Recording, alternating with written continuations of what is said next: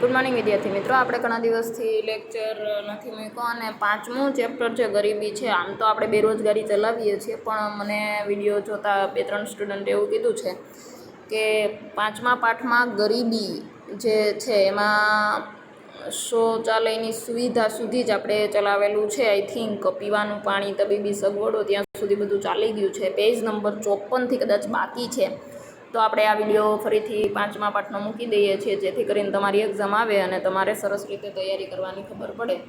બહુ સિમ્પલ પાઠ છે, પણ તમારે પોઈન્ટ યાદ રાખવાના છે. ભારતમાં વસ્તી ગણતરીની 2011ની માહિતી અનુસાર વસ્તીના લગભગ 70% વસ્તી ગ્રામ્ય વિસ્તારમાં રહે છે અને જેમને પાણીજન્ય રોગ અને ચેપી રોગની થવાની શક્યતા વધારે હોય છે. હવે જે આપણને આપેલું જે છે ને એમાં ખૂબ અગત્યની વસ્તુ છે શૌચાલયની સુવિધા. તો શૌચાલયની સગવડના પ્રકાર મુજબ ઝૂંપડાવાસીઓના જે કુટુંબો છે એમાં 100 કુટુંબમાંથી મકાનમાં જ જેને સગવડતા હોય તો એ 66% છે, અને મકાનમાં શૌચાલયની સગવડ ન હોય એવા 34% જે છે. એટલે ખાસ એક માર્કમાં આ તમને ક્વેશ્ચન પૂછાય કે શૌચાલયની સગવડતાવાળા કુટુંબ કેટલા અને સગવડતા નથી એવા કુટુંબ કેટલા, તો 66 અને 34 આ તમારે ખાસ વસ્તુ યાદ રાખવાની છે. અને ભારતમાં 66% કુટુંબો છે એ મકાનની અંદર જ શૌચાલયની સુવિધા ધરાવે છે. આવો એક પ્રશ્ન આવશે. બાકીના 34% છે એ આની સગવડતા ધરાવતા નથી. ત્યાર પછી 7મો પોઈન્ટ છે રહેઠાણ. રહેઠાણ એટલે આપણે જે ઘરમાં રહીએ છીએ એ આપણી વિસ્તાર, રહેણાંક વિસ્તાર જેને કહેવાય. તો આપણે ભારતમાં જોઈએ છીએ કે તંગી ઘણી બધી છે મકાનની વિકસતા દેશમાં. તો આ ઝૂંપડપટ્ટીમાં ઘણા માણસો રહે છે. ગરીબીનું માપદંડ આમાંથી જોવા મળે છે આપણને. પ્રાથમિક જરૂરિયાતો સંતોષાતી નથી. ઓરડાઓ, રહેનારની સંખ્યા, ટૂંકમાં અત્યારે તમે વાતાવરણ જો ડિસ્ટન્સની વાત આવે તો આમાં એક જ મકાનમાં ઘણા બધા લોકો રહેતા હોય છે. તો ડિસ્ટન્સની વાત તો એમાં આપણે કઈ રીતે કરી શકીએ. અને સગવડતાઓના કોઈ પણ પ્રકારની સગવડતા મળતી નથી, કારણ કે મકાનની તંગી હોય છે. એટલે ભારતમાં 60 કરોડ લોકો જે છે એ એના પોતાના સ્વાસ્થ્યને હાનિ પહોંચે છે, એટલે કે એને બહુ નુકસાન થાય છે. જોખમરૂપ નિવાસસ્થાનમાં પણ રહે છે. આપણે જોઈએ છીએ કે એવી બિલ્ડિંગ જૂની પુરાની હોય છે કે જેમાં માણસો રહેતા હોય છે, અને ઘણી વખત એવી બિલ્ડિંગ જે છે એ પડી પણ જાય છે. તો આવા વિસ્તારની આપણે બહુ અત્યારે આ કન્ડિશન છે, કારણ કે ક્યાંય જગ્યા અને મકાનની સગવડતા નથી. પછી વીજળીનો વપરાશ. કોઈ પણ દેશનો આર્થિક વિકાસ જે છે ને એ વીજળી ઉપર છે, કારણ કે વીજળી હોય તો ઉદ્યોગો પણ હોય છે. જ્યાં વીજળી જ ન હોય ત્યાં ઉદ્યોગોની બનવાની શક્યતા ઓછી હોય છે. દેશમાં ઉત્પાદન વધારવા માટે, લોકોનું જીવન સુધારવા માટે વીજળી ખૂબ અગત્યની વસ્તુ છે. એટલે ખૂબ આપણા દેશમાં તો ઓછી એની વપરાશ છે, માથાદીઠ વીજળીનો વપરાશ. ત્યાર પછી શિક્ષણ. હવે શિક્ષણ એટલે 15 વર્ષથી ઉપરની જે વ્યક્તિ વાંચી શકે, લખી શકે ને એને શિક્ષિત વ્યક્તિ કહેવાય, બાકી નિરક્ષર કહેવાય. એટલે એનું પ્રમાણ જે છે એ આપણા દેશમાં રોજગારીની તક અને પસંદગીઓ મર્યાદિત બને છે, કારણ કે ઓછું, અને પરિણામે નીચા વેતનથી ઓછી આવકને કારણે ગરીબી વધે છે. હવે માણસો ભણેલા નથી એટલે પણ એને કામ પણ કેવું મળશે? નાનું કામ. અને નાનું કામ જે મળે છે એમાં એની આવક પણ કેવી હોય છે? ઓછી. એટલે ઓછી આવકના કારણે કોઈ પણ માણસ જે છે એને ગરીબીને વધારો કરે છે. એમાં 2011માં બ્રાઝિલમાં સાક્ષરતાનો દર 91 હતો. જો આ બધી વસ્તુ તમારે એક માર્કમાં પૂછાય. ત્યાર પછી ભારતમાં 64.4, એટલે ભારતનું આવે એ તમારે યાદ રાખવાનું, અને ગુજરાતનું આવે એ તમારે ખાસ યાદ રાખવાનું. નેપાળમાં 60%, પાકિસ્તાનમાં 55%. એટલે આ વિકાસશીલ દેશમાં સાક્ષરતાનો દર જે છે એ સરખામણીમાં ઘણો બધો ઓછો હોય છે. ગરીબી વસ્તીમાં શિક્ષણનું પ્રમાણ ઓછું હોય છે. રૂઢિચુસ્ત માનસ એટલે કે એના વિચારો. આપણા દેશમાં હવે એની પરિસ્થિતિમાં લોકો ભણે છે, બાકી વર્ષો પહેલાં અથવા તો ઘણા બધા આપણે જે ઉદ્યોગો છે એમાં માણસો મજૂરી કામ કરે અને ખેતરમાં કામ કરે, ખેતી પ્રધાન દેશ હોવાથી. એટલે આ બધી વસ્તુઓ જે છે એ જો તમે એજ્યુકેટેડ નથી તો તમને તમારી લાયકાત પ્રમાણે કામ મળતું નથી. એટલે આ બધી વસ્તુઓથી ગરીબી વધે છે, શિક્ષણનું પ્રમાણ. પછી આવક અને સંપત્તિની અસમાન વહેંચણી. 1991માં જે સુધારા આવ્યા, આર્થિક વૃદ્ધિ અને માથાદીઠ આવકમાં ઝડપથી વધારો થયો. અસમાન વહેંચણીને કારણે ગરીબીમાં ઘણો બધો વધારો થયો એમ. અસમાન વહેંચણી એટલે શું કામ? કે જેટલા ધનિક લોકો હતા એ બધાને વધારે આવક થતી ગઈ, અને જેટલા ગરીબ લોકો હતા એ બધાને ઓછી આવક થતી ગઈ દિવસેના દિવસે. એટલે રાષ્ટ્રીય આવકનો હિસ્સો જે છે ભારતમાં, એ તમે દેશમાં જોઈ શકો છો કે યુએસ છે એ 98માં 15.2 હતો અને 2012માં 18.9. પછી યુકેમાં 12.5 અને 2012માં 12.7. હવે ભારત જે છે એ 98માં 9.0 અને 12.6, આ વસ્તુ તમારે યાદ રાખવાની. એટલે એ જે વસ્તુ છે ભારતની 9% વધી અને 12.6% છે. ભારતમાં એવું કહી શકાય કે ભારતમાં આર્થિક સુધારાના ઉદ્ભવેલા લાભ ધનિકના તરફેણમાં છે. એટલે લોકોને જે ધનિક છે એ ધનિક બનતા જાય છે. આપણા દેશમાં ગરીબ અને ધનિક વચ્ચે આ આર્થિક અસમાનતાનો ગાળો છે એ હજી પણ છે એમ. હવે ત્યાર પછી 11મો પોઈન્ટ છે બેરોજગારીનો ઊંચો દર. બેરોજગારીનો જે ઊંચો દર છે એ પ્રવર્તમાન વેતન દરે કામ કરવાની ઈચ્છા શક્તિ અને લાયકાત ધરાવતા વ્યક્તિને કામ ન મળે તો એ વ્યક્તિ બેકાર કહેવાય છે. આ એક બેરોજગારીની વ્યાખ્યા છે. ભારતમાં આ 91 પછી જે જોબલેસ ગ્રોથ, રોજગારી વગરની વૃદ્ધિ, આ બધી વસ્તુ જે છે એ શ્રમના પુરવઠામાં ઘણું બધું 15 વર્ષથી મોટી ઉંમરના લોકો બેરોજગારીનો દર 4.9% જેટલો જોવા મળે છે. ગ્રામીણ ક્ષેત્રે આ દર જે છે એ 4.7%નો છે અને શહેર ક્ષેત્રે 5.5%નો જોવા મળે છે. ગરીબીના કારણો હવે જોઈએ. જો 11 પોઈન્ટ છે એ ગરીબી ઉદ્ભવવાના કારણો, બરાબર. હવે ગરીબીના કારણો એમાં જોઈએ ને તો ઐતિહાસિક કારણ એટલે વર્ષો પહેલાં ભૂતકાળમાં જે વસ્તુ બની ગઈ હતી. કારણ કે ભારત આપણો જે છે એ બહુ સારો અને સમૃદ્ધ દેશ હતો. 17મી સદીની વાત કરીએ ત્યારે ઐતિહાસિક કારણ છે, એટલે એના વિશેની તમારે વાત કરવાની છે. ભારતમાં એ બધી વસ્તુ ફ્રેન્ચ ને ડચ ને અંગ્રેજો જે બધા આપણા દેશમાં આવેલા હતા અને એણે જે દુષ્કાળ ને આપણા પછી જમીનદારીની પ્રથા અને મહેસૂલની પ્રથા અને આ બધી વસ્તુઓ વિશે આપણને ખેડૂતોને જમીન વિહોણા કરી દીધા. અંગ્રેજોએ જે આપણી ઉપર ખૂબ અતિશય ખરાબ વસ્તુઓ આપણા દેશના લોકો ઉપર ઘણી બધી ખરાબ પરિસ્થિતિનો સામનો આપણે કરવો પડ્યો અંગ્રેજો દ્વારા. ભારતમાં આવા પ્રકારની વેપાર નીતિ, કર નીતિ, ઔદ્યોગિક નીતિ, આ બધી વસ્તુઓ વિશે આપણે બહુ નુકસાન ભોગવેલું. એટલે એના લીધે આપણે ગરીબી, આપણો દેશ છે દિવસે ને દિવસે ગરીબ થતો ગયો. હવે ગ્રામીણ ગરીબીના કારણો જોઈએ તો કુદરતી કારણમાં તમારે લખવાનું છે કુદરતને લગતી વસ્તુ. તો વારંવાર થતા દુષ્કાળ, ત્યાર પછી વરસાદની અનિશ્ચિતતા, ક્યારેક બહુ વરસાદ આવે છે, ક્યારેક ઓછો વરસાદ આવે, તો એના કારણે પણ ભારત દેશ છે એ ગરીબ બને છે, ગરીબીનું પ્રમાણ વધે છે. પછી વસ્તી વિષયક, આપણા દેશમાં ખૂબ મોટી સમસ્યા વસ્તીની, એટલે બેરોજગારી એના કારણે પણ આવે છે. કારણ કે મૃત્યુદર છે એમાં ઝડપથી ઘટાડો થઈ ગયો છે અને જીવન જે છે માણસનો રોજ કેટલા બાળકો જન્મે છે, તો આ બધી વસ્તુઓને બેરોજગારીમાં વધારો જોવા મળે છે. હવે આર્થિક, જો ઐતિહાસિક કારણ હતું, પછી ગ્રામીણ કારણ હતું, ને હવે આર્થિક એટલે પૈસાને લગતું, તો મૂડીરોકાણ, શ્રમિક દીઠ નીચી ખેત ઉત્પાદકતા. તો ભારતમાં જે સગવડતાઓ છે, ટેકનોલોજી, શિક્ષણ, આ બધી વસ્તુઓ જે છે એ શ્રમિક દીઠ આપણા ભાગમાં એટલું બધું આવતું નથી. શું કામ? કારણ કે વસ્તી એટલી બધી છે, માણસને કામ મળતું નથી. પછી જમીન તથા સંપત્તિની અસમાન વહેંચણી. હવે જમીન અને સંપત્તિની વહેંચણી આપણે આગળ વાત કરી કે જેટલા ધનિક લોક છે એ વધારે ધનિક બનતા જાય છે અને જેટલા ગરીબ છે એ વધારે ગરીબ. કારણ કે ખેતી ક્ષેત્રે જે ઉત્પાદન થાય છે ને એમાં પણ સારી એવી આવક મળતી નથી. ખેતમજૂરોને પણ પોતાનું માંડ પૂરું કરી શકે એટલી એને આવક મળે છે, એટલે એમાંથી કોઈ આપણો દેશ છે આગળ આવે નહીં. વિકાસ ના કહી શકાય, એમ જીવન જીવે છે માણસો. ત્યાર પછી ત્રીજો પોઈન્ટ છે નાના અને ગૃહ ઉદ્યોગોનો અલ્પ વિકાસ. અલ્પ વિકાસ એટલે બહુ ઓછો. જો નાના ઉદ્યોગો અને ગૃહ ઉદ્યોગો ચાલે ને તો ઘણી બધી આપણને એમાંથી આવક પ્રાપ્ત થતી હોય છે.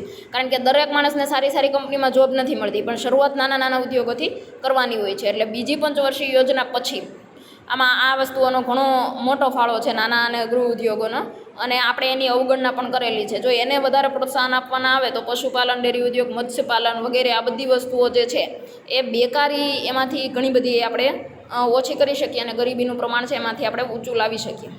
પછી ઝડપથી વધતા ભાવો. આજે તમે જોઈ શકો છો દિવસે ને દિવસે ભાવ કેટલા બધા કોઈ પણ વસ્તુઓના વધે છે. સોનાનો ભાવ અત્યારે અતિશય કહી શકાય કે ભૂતકાળમાં ક્યારેય નહોતો એટલો, જે અત્યારે 50,000 આસપાસ છે. તો આ વસ્તુ છે કોઈ વસ્તુમાં આપણે એને પહોંચી શકીએ નહીં. ઉદ્યોગપતિઓ અને વેપારીઓ, ખેડૂતો, આ બધી વસ્તુઓમાં દરેકને નુકસાન થાય છે.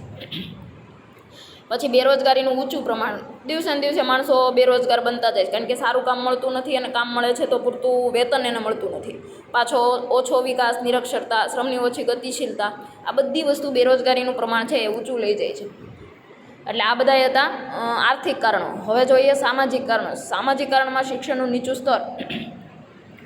ભારત જેવા દેશમાં લોકો શિક્ષણને એટલું બધું મહત્ત્વ નહોતા આપતા શરૂઆતમાં, એટલે જે માણસો કામ કરે છે એનું શૈક્ષણિક કહી શકાય કે એની એ વસ્તુ શિક્ષણને લગતી વસ્તુ એનામાં ઓછી હોય, એટલે એવી લાયકાત ઓછી ધરાવે છે માણસો.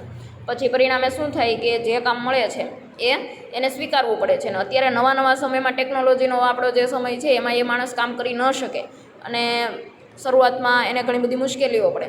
એટલે આ બધી વસ્તુઓ રોજગારીની તક આપણને ઓછી મળે છે.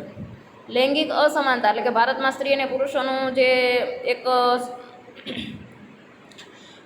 સમાનતા જે છે અસમાનતા અત્યારે જોવા મળે છે. એટલે એ સમાજમાં સ્ત્રીઓનું સ્વાસ્થ્ય પ્રત્યે ઓછું ધ્યાન દેવામાં આવે છે. એટલે એમાં પણ કામની વહેંચણી, સ્ત્રીઓને ઘરનું કામ જ કરવાનું, આવી બધી માન્યતાઓ આપણા જીવનમાં હતી. એટલે શિક્ષણનું સ્તર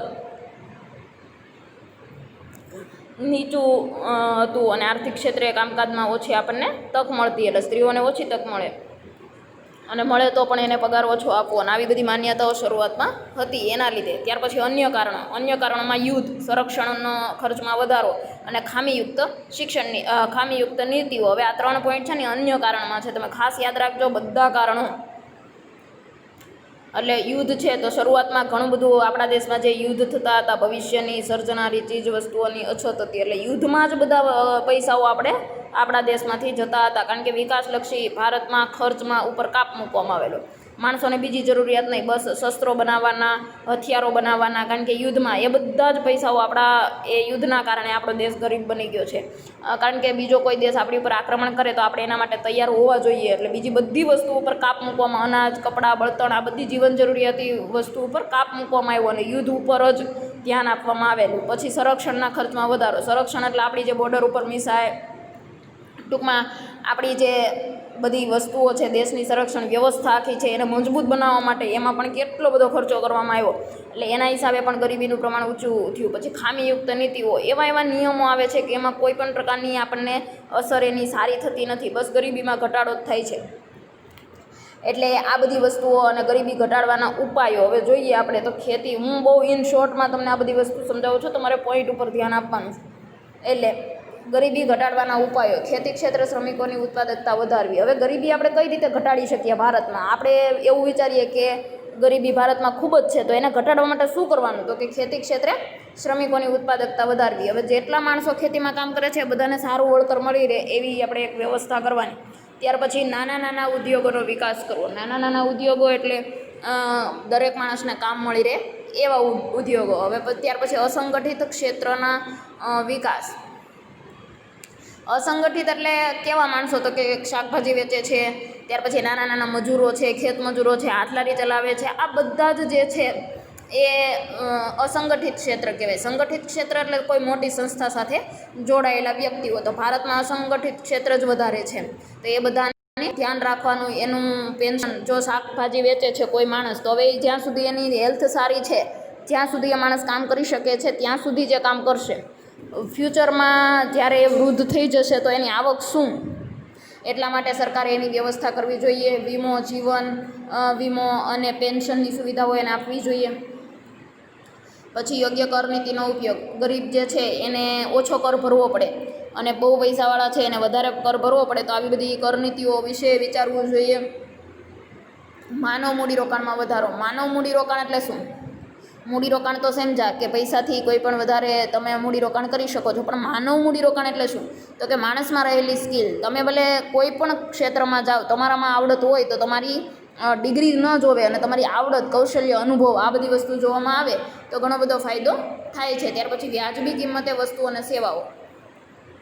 તો ભારતમાં આ જે વસ્તુ વિતરણ વ્યવસ્થા છે, એટલે કે બધાને વસ્તુઓ જે આપવામાં આવે છે ગરીબોને, તો શહેરમાં ગરીબો અમુક વસ્તુઓ જે છે એ ખૂબ મોંઘી મળતી હોય છે અને પાયાની ચીજ વસ્તુઓ છે એ બધા ખરીદી શકે. બેઝિક વસ્તુઓ જે જરૂરિયાતની છે એ ખરીદી શકે એવી વ્યવસ્થા કરવી જોઈએ. પછી રોજગારલક્ષી કાર્યક્રમો.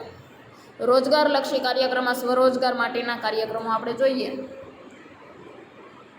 તો આ બધી તમને જે છે ને 1 થી 6 એ બધાના ફૂલ ફોર્મ કદાચ તમને એક માર્કમાં પૂછાય તો તમારે ખાસ યાદ રાખવા. IRDP, TRYSEM, WCRA, MWAS, પછી SITRA. પછી આ બધી વસ્તુઓને તમારે ખાસ ફૂલ ફોર્મ જોઈ લેવા.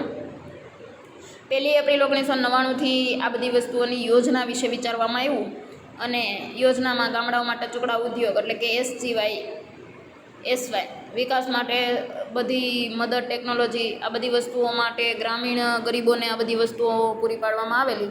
ત્યાર પછી વેતન રોજગારી કાર્યક્રમ, એમાં વેતન એટલે કે જે લોકો ગરીબ છે એને ફક્ત ખેતી સિવાય જ બીજો રોજગાર મળતો નથી, દુષ્કાળ પડે તો એ લોકો સાવ ગરીબ બની જાય, એટલા માટે એના માટેની વ્યવસ્થા કરવામાં આવેલી. જવાહર રોજગાર યોજના, રોજગાર બાહેંધરી યોજના, આવા બધા કાર્યક્રમો યોજવામાં આવ્યા. પછી પ્રધાનમંત્રી રોજગાર યોજના, 90માં જે સંગઠિત ક્ષેત્રમાં રોજગારી વૃદ્ધિ સ્થગિત થઈ ગઈ તેમાં નકારાત્મક વૃદ્ધિ વધી ગઈ અને બેરોજગારીના દરમાં ઝડપથી વધારો થઈ ગયો. તો આવી જે મુખ્ય શિક્ષિત બેરોજગારી જે હતી એમાં પણ પ્રધાનમંત્રી રોજગાર યોજના ખૂબ કામ આવે છે, સહયોગ આપે છે એને.